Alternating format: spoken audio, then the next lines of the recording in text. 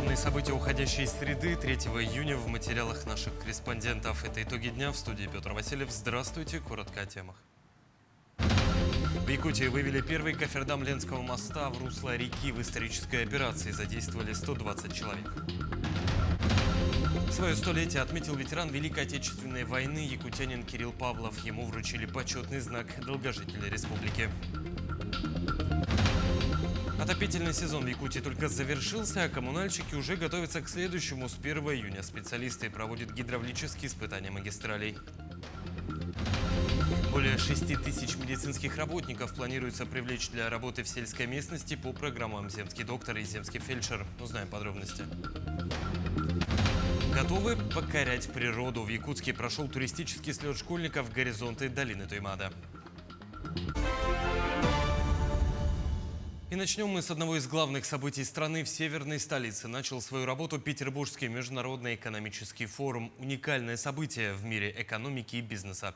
Делегация Якутии принимает участие на ПМФ. Наш корреспондент Айсена Бурнашова выходит на прямую связь со студией. Айсена, приветствую. Как проходит первый день форума?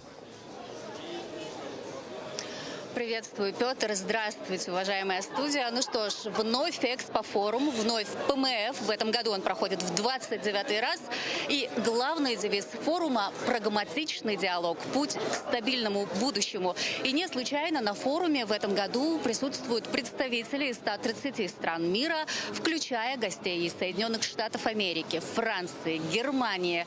И у каждой страны, конечно, есть свой интерес. Также широко представлены и регионы России.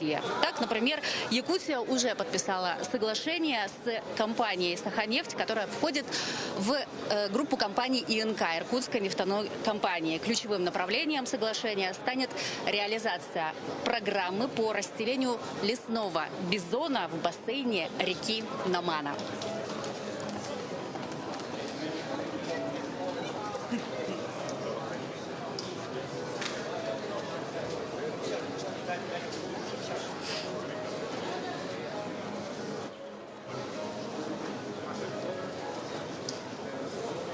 Компания «Саханефть» осуществляет свою деятельность на территории Якутии.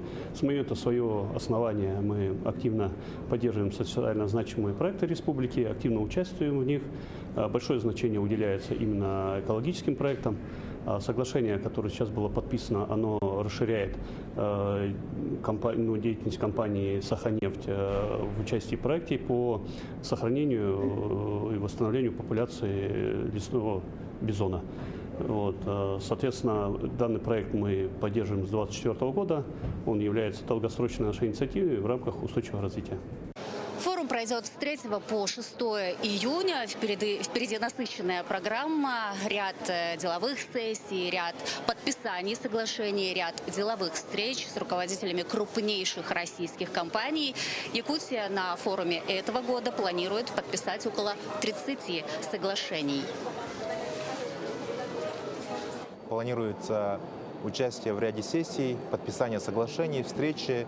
Они касаются таких важных для республики отраслей, как связь, инвестиции, креативная экономика, конечно же, межрегиональное сотрудничество, встречи и подписание соглашений с такими крупными компаниями, как «Газпромнефть», МТС Медиа, Мегафон, МГИМО, Вайлберрис, Санкт-Петербургский музей антропологии и другими компаниями. Планируется подписание порядка 30 соглашений. Если говорить про результаты работы республики в Петербургском международном экономическом форуме, то нужно отметить, что за последние 3 года объем привлеченных инвестиций составляет 191 миллиард рублей. Таковы итоги первой половины дня, первого дня работы Петербургского международного экономического форума. Коллеги, передаю вам слово. Ну что ж, впереди еще 3 дня работы на форуме. Уверен, что он будет для нашей республики результативный. Ну а мы будем ждать от тебя новых подробностей. Напомню, на прямой связи со студией была моя коллега Айсена Бурнашова. Историческая миссия в устье реки спустили первый кофердам Ленского моста. Процесс длился почти 5 часов. Как итог, операция прошла успешно. С этого момента начинается новый этап строительства моста. Какие вызовы он принесет и с какими трудностями столкнулись специалисты, обо всем этом в материале Сыргаланы Неустроевой. На часах давно за полночь, но солнце как будто и не садилось. Знаменитые белые ночи сыграли строителям на руку. Ведь работа на площадке возведения Ленского моста кипит. На реку вот-вот спустят первый кофердам. 2 буксировщика понадобилось, чтобы сдвинуть эту массивную конструкцию с места. А кофердам – это по-настоящему гигантский объект высотой почти в 5-этажное здание. Это порядка 18 метров и массой в 1700 тонн. Он встанет прямо в устье реки и откроет новый этап строительства Ленского моста. Конструкция представляет из себя полый цилиндр, который в проектном положении создает сухую рабочую зону для возведения опор мостов. Чтобы встать на том берегу, она преодолела больше 2 километров. Здесь все играло против строителей и речников. Течение, сильный ветер, уровень воды. В конце концов, наплавные кофердамы впервые используются при строительстве моста в Якутии, да и в целом на территории вечной мерзлоты. Аналогов этому проекту нет. Со следующей недели у нас уже начало дноуглубительных работ. Кофердам был выведен на промежуточную точку для того, чтобы поймать высокую воду и минимизировать объемы дноуглубления. И у нас с этой недели и начала следующей недели начинаются активные дноуглубления. И мы предполагаем, что уже с конца июля мы будем устанавливать кофердам на проектное положение. То есть окончательно кофердам встанет в 300 метрах от правого берега. Его зафиксируют с помощью свайных якорей, которые не позволят конструкции сместиться даже в процессе спуска на дно. После того, как кофердам будет установлен проектное положение, вокруг него будет тоже довольно-таки большое количество пластсредств с кранами. Наверху кофердама будут работать буровые большие станки. На 10-м кофердаме планируется 2 станка установить. И нам необходимо до ледостава сделать большое количество свай, чтобы кофердам остался на месте.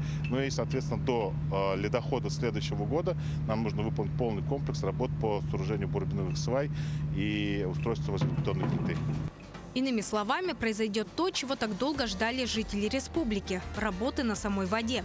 Ведь почти 2 года активность стройки вызывала у обывателя сомнения. Как же так? Мост ведь строится через реку, но Лена пуста. И все же впереди еще много задач, самое главное из которых – успеть за короткое лето. Сарглана Неустроева, Илья Сыромятников, Якутск. Отопительный сезон в Якутии завершен. Работники сферы ЖКХ уже готовятся к следующему. С 1 июня специалисты проводят гидравлические испытания магистралей. Какие работы мастера планируют выполнить за летние месяцы, узнавала наша съемочная группа. «Готовь сани летом» – принцип, которым руководствуются коммунальщики Якутии. За короткие 3 месяца специалистам нужно удостовериться, что в наши суровые зимы ни одна из систем не даст сбой. Кажется, что лето – это конец отопительного сезона, можно расслабиться. Но на самом деле в целом по предприятию, в частности по нашему филиалу, это начало большого объема подготовительных работ. Начали готовить котловое оборудование. Сейчас оно у нас готово почти на 100%. Сейчас у нас пойдет большой упор на текущий ремонт и замену сетей тепловодоснабжения, подготовку оборудования, насосных групп, теплообменного оборудования. Всего за сезон теплоэнергия оценит состояние больше 300 километров трасс, в том числе и здесь, в Мархинской котельной. Сегодня в плане работ гидравлические испытания. Вкратце их суть такова. Воду под большим напором пропускают через трубопровод. Так оборудование проверяют на прочность и обнаруживают прохудившиеся участки, нуждающиеся в ремонте. Проводим гидравлические испытания на протяжении 10 минут. Далее, если эти гидравлические испытания у нас прошли успешно, даже если есть порывы, мы в любом случае фиксируем все замечания в акте гидравлических испытаний, где у нас указывается длина трассы, диаметры трубопроводов и какие конкретно и в каких местах были повреждения. Такие проверки теплоэнергия будет проводить до 10 июня. Не забудьте плотно закрыть вентиль на батареях. И себя обезопасите, и упростите работу мастерам и слесарям. Ржана Гармаева, Станислав Потапов, Якутск. 1 июня исполнилось 10 лет с момента запуска программы «Гектар» на Дальнем Востоке и 5 лет в Арктике. За это время землю в безвозмездное пользование получили более 25 тысяч якутян. Якутия, к слову, 2-й год подряд лидирует по участию в программе среди всех регионов. Всего от жителей республики поступило почти 60 тысяч заявлений. Больше всего землю оформляют для индивидуального жилищного строительства 53%, сельского хозяйства 28% и предпринимательства 10% соответственно. По искам прокурора Нерюнгри в пользу детей, пострадавших в результате отравления хлором, взыскано 840 тысяч рублей. Как сообщалось ранее, прокуратурой города проведена проверка по факту отравления в декабре 2025 года детей хлором в ходе тренировки по плаванию. По результатам обследования всем детям поставлен диагноз токсическое действие хлора легкой степени, химический ожог глаз легкой степени, назначено амбулаторное лечение. В целях устранения нарушений прокуратура ранее приняла меры реагирования, в том числе обратилась с исками в интересах пострадавших детей в суд о взыскании со спортивной школы по футболу компенсации морального вреда. Ранее судом были удовлетворены 3 иска, в пользу 3 детей взыскана компенсация в размере 210 тысяч рублей. На сегодня судом поддержаны еще 9 исков в интересах пострадавших детей на общую сумму 630 тысяч рублей. Процедура выдачи лицензий на медицинскую и фармацевтическую деятельность теперь полностью автоматизирована. Сроки сократились с 45 до 10 дней. Об этом сообщила первый заместитель председателя комитета Софеда по соцполитике Жанна Чефранова. По ее словам, в ходе открытого диалога с руководителем Федеральной службы по надзору в сфере здравоохранения Аллой Самойловой обсуждались современные подходы к контролю в здравоохранении с целью минимизации числа проверок. Было отмечено, комитет контролирует завершение процедур лицензирования медорганизаций на соединенных территориях до 1 сентября следующего года. Больше 6 тысяч медицинских работников планируется привлечь для работы в сельской местности по программам «Земский доктор» и «Земский фельдшер» в этом году. На эти цели из федерального бюджета направят 5,46 миллиардов рублей. Согласно данным Минздрава России, среди планируемых к привлечению специалистов 4,3 тысячи врачей и 1,8 тысяч средних медицинских работников. Всего же с 2012 года в программах приняли участие более 78 тысяч медиков, в том числе 63 тысячи врачей и 15 тысяч фельдшеров, акушерок и медицинских сестер. Между тем, в республике продолжают готовить специалистов для работы с беспилотными авиационными системами. На полигоне в Тулагино курсанты осваивают управление комплексом Геоскан-701. Почему интерес к таким технологиям растет и кто сегодня приходит в профессию операторов баз, в сюжете далее. Еще до старта полета десятки обязательных операций. Проверка бортовых систем, каналов связи, навигационного оборудования и наземной станции управления. Каждый этап выполняется строго по регламенту. В работе с беспилотными авиационными системами мелочей не бывает. Прием. Запуск двигателя. Принял. От винта. Через несколько секунд аппарат оживает. Для курсантов это один из самых ответственных этапов обучения. После теоретической подготовки они впервые участвуют в полном цикле подготовки беспилотника к вылету. Курсанты осваивают работу с беспилотником Геоскан-701, которая способна летать в воздухе до 10 часов. На беспилотнике установлена полезная нагрузка. Конкретно на этом устанавливается видеокамера, которая способна передавать информацию на расстояние вплоть до 80 километров. Также на этом беспилотнике одновременно установлена полезная нагрузка аэрофотосъемочная камера, которая снимает с разрешением 6000 на 8000 пикселей. БПЛА активно внедряются в самые разные отрасли. Мониторинг пожаров в лесах, контроль состояния земель и даже поиск пропавших людей. Вместе с возможностями техники растет и спрос на специалистов, способных грамотно эксплуатировать технику, а затем передавать знания другим. Я индивидуальный предприниматель. Очень быстро развивающая отрасль, вообще беспилотные летательные аппараты. И такую возможность, как обучение у Геоскана, я не мог пропустить. На первый взгляд этот аппарат похож на маленький самолет. Однако Геоскан-701 – это уже полноценный инструмент для проведения аэрофотосъемки и пространственного анализа территорий. Несколько часов работы такого комплекса позволяют получить объем данных, на сбор которых традиционными способами потребовались бы дни, а иногда и недели.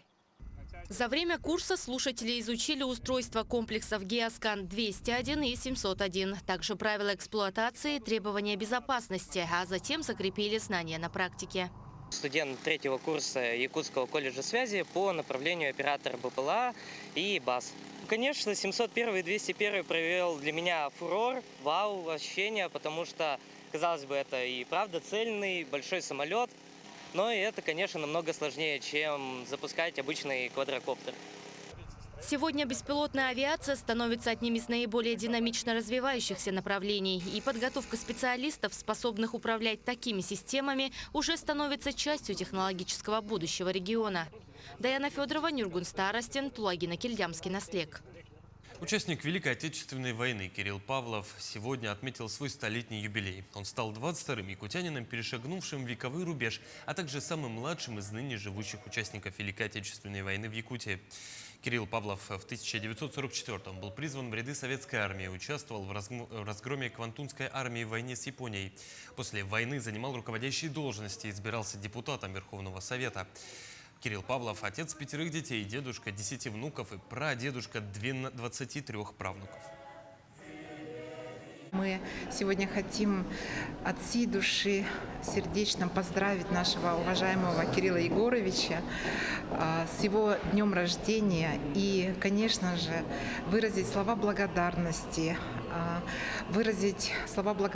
за его подвиг в Великой Отечественной войне, за его труд в послевоенное время. Он внес большой личный вклад в развитие нашей республики.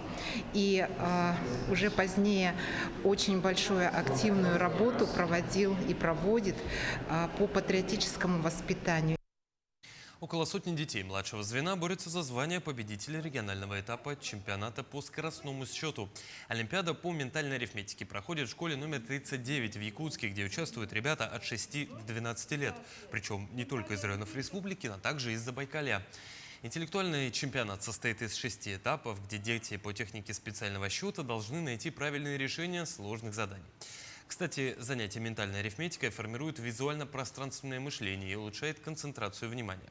Соревнования проводятся, отмечу, уже во 2-й раз. У них есть умножение многозначных чисел. Это очень сложно. Это, получается, они должны знать таблицу умножения прям до миллисекунды. И еще и многозначные числа складывать. Вот это, я думаю, очень сложно. И когда они решают сложение вычитания там в 10 слагаемых, это тоже очень много занимает времени. Это, получается, у них память очень хорошая должна быть, да, чтобы они знали, что вот эти косточки я сделал, вот эту формулу я использую, как мне нужно сделать, там, малые друзья использовать или большие друзья использовать. И они уже прям в доли миллисекунды должны это все решить. Готовы покорять природу, в Якутске прошел туристский слет школьников «Горизонт долины Туймада». Его организаторами выступили специалисты Дворца детского творчества в рамках грантового проекта главы республики по развитию детского туризма и краеведения в столице. Подробности далее. Более 100 обучающихся из 20 школ столицы стали участниками первого в этом году турслета для школьников Якутска. Так, на территории детского лагеря «Радуга» в течение 2 дней для ребят организовывали самые разные активности. Из них прохождение турполосы и обустройство собственного лагеря, а также конкурсы с визитками команд и туристическими стенгазетами. Я на походы вообще не шла, если честно, до этого. То, что для меня это будет большим опытом именно дальнейшей жизни. И я считаю, что этот поход не запомнится надолго. Тут были мои знакомые, вот, с классом пошли. Я уже участвовала где-то раза 4-5. Мне очень понравилось, я уже тут не впервые, да. Раньше я участвовала со старшими, я была самая маленькая в команде, сейчас я участвую уже самая старшая в команде, капитан. И этот турслет, именно вот этот, он мне запомнился больше, чем остальные. Вот не знаю почему, потому что я, наверное, больше с ровесниками сейчас, а не со старшими. В программе слета также были вязание туристских узлов, оказание первой помощи, уроки краеведения и умение ориентироваться на местности. Заключительным же этапом мероприятия стал поход на сопку недалеко от лагеря, где открывался вид почти на всю долину Туймада. Вы пришли с похода. Вообще, как прошел поход, как вообще прошел туристический слет? Нормально. Устал, конечно. Прикольно. По горам и еще на веревках лазали. Комары доставали, конечно, но весело было. Играли, гуляли. Все было очень интересно, все круто организовано, интересные были места. Больше всего мне понравилось ориентирование. Это мой первый опыт в подобном, и получается, было интересно. Я бы хотела еще раз на вот такое подобное съездить. Слет стал заключительным мероприятием турпроекта Дворца детского творчества, который в начале года выиграл грант главы республики. Вместе с тем он стал частью реализации второго этапа концепции развития детско-юношеского туризма на период 2026-2030 годов. Вообще наш проект охватывает 3300 детей, но так оказалось, что, оказывается, туризм и краеведение для нашего города очень актуальны, и поэтому все школы с огромным удовольствием участвуют во всех мероприятиях, включая турслет. И вот по отзывам многие говорят, что давно ждали это мероприятие. Городской турслет после пандемии еще не проводился, это вот первый такой турслет. Мы надеемся, что это будет ежегодно. Дети остались довольны прошедшим туристским слетом. Здесь они научились не только новым вещам, но также отлично провели время на природе, узнав о своем родном крае немного больше. Тимур Калмогоров, Семен Семенов, Якутск. Сегодня дали старт региональному слету «Пост номер 1» от движения первых. Мероприятие проходит в рамках всероссийского проекта «Хранители истории». В течение 2 дней первые познакомятся друг с другом и пройдут задания. Какие именно, знает Вероника Таюрская. Наверное, каждый молодой человек хотел воочию увидеть знаменитый Преображенский полк. Такую возможность дает движение первых в рамках слета «Пост номер 1», региональный этап которого стартовал в Якутске. Здесь предоставлены команды из районов, улусов республики. Будет выбрана команда, которая поедет потом на Россию, на Москву. Цель вообще мероприятия – это получается, как мы уже говорили, это хранители памяти.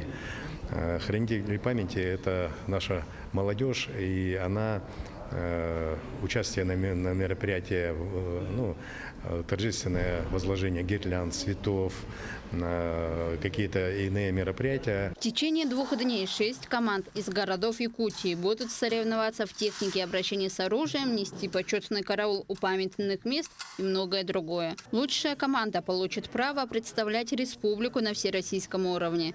В прошлом году этой чести удостоились ребята из алданского отделения. Наша команда из заслуг в прошлом году принимала участие во всероссийском этапе «Хранители истории». Там переняли неоценимый опыт из постовской деятельности, взяли персональные рекомендации от солдат Преображенского полка, и, впрочем, получили очень много опыта. Не первый год занимаемся этим движением. В нашем Алданском районе движение почетного караула порядка 5 лет на данный момент. И занимаемся этим по сей день. Всероссийский слет «Пост номер 1» включает в себя задания, направленные на военную подготовку первых. В прошлом году ребятам предстояло заступить на пост, оказать первую медицинскую помощь, пройти военно-спортивную эстафету, показать свои знания в квизе и викторине, продемонстрировать свои видеовизитки, поставить сцену на тему «Голоса войны». Поэтому команды уделяют большое внимание подготовке по этим направлениям. Подготовку мы начали, как только отправили нам положение. Наши ребята начали изучать. Мы начали изучать положение полностью. И вот каждый день готовились. Заступление на пост с карабинами, с автоматами. Готовились. Сильная сторона нашей команды, мне кажется, это опыт. Потому что почетный караул в нашем районе развивается уже 5 лет. Мы это активно развиваем. Опыт прошлогодний федерального этапа. Пост номер 1 является трамплином для членов движения первых. И после него победители республиканского слета получают право представить родную Якутию на всероссийском уровне в одном из исторических регионов России. Вероника Таюрская, Иван Сорокаумов, Якутск. Казачья застава в Нерюнгри на один день превратилась в эпицентр мужества, дружбы и патриотизма. Здесь прошел традиционный военно-патриотический слет Центра развития творчества под девизом «Будущее страны в надежных руках». Подробности далее. Участниками слета стали более 60 человек из 6 объединений, таких как «Юнармейцы вперед», «Юный спасатель», «Юные казаки», «Орлята», «Основы медицинских знаний» и «Правоохранительная деятельность». Мы сделали для того, чтобы каждое объединение в конце года показало то, чему дети научились за год. Материальную базу, победы, грамоты, кубки, все, что мы заработали, дети и педагоги заслужили в течение года. Это очень хотелось наглядно это все показать. Один из главных моментов дня – реконструкция настоящего боя Великой Отечественной войны под названием «Подвиг воинов Красной Армии. Выход из окружения».